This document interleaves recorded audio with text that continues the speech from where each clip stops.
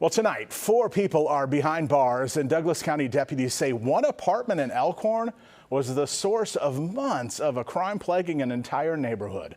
First Alert 6's Brenna Kiefner has been following this story. She's live in the newsroom with new details in this major search warrant. What'd you find, Brenna?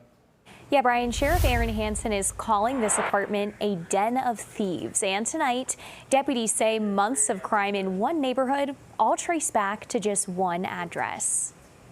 For months, neighbors and businesses along the South 204th Street corridor in unincorporated Douglas County say life was unbearable with a series of shoplifting, thefts, and other disturbances. Friday morning, the Douglas County Sheriff's SWAT team moved in, serving a court-authorized search warrant at 20862 South Plaza in Elkhorn. Inside, deputies found a stolen dirt bike, a stolen scooter, shoplifted merchandise with security tags still attached, fake currency, and methamphetamine. It was a hornet's nest of crime, and it was disrupting the entire neighborhood. It was making lives unbearable for neighbors.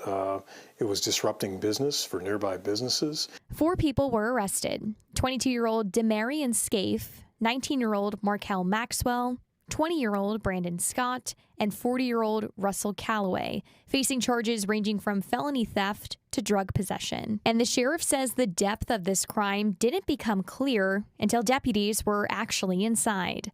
And we didn't even know until we executed the search warrant the depth of the level of the crime.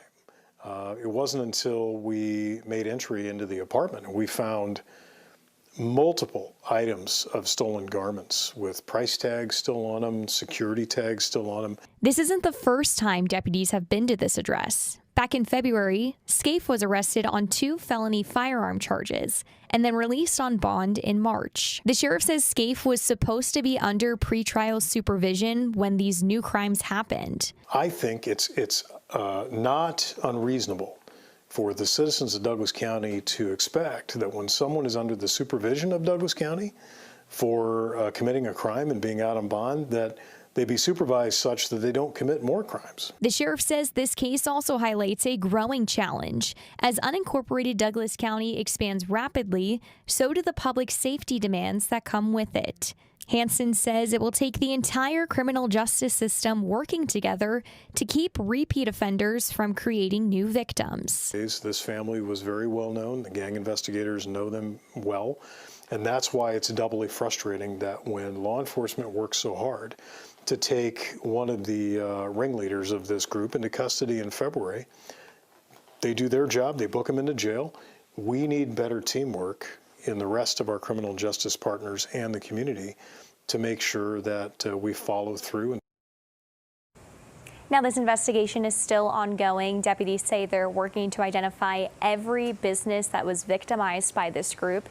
Sheriff Hansen says deputies will continue to closely monitor the area until all of these suspects are evicted and removed. Live in the newsroom, Brenna Kiefner, First Alert 6. Brenna, thanks. No doubt some neighbors are feeling relief tonight.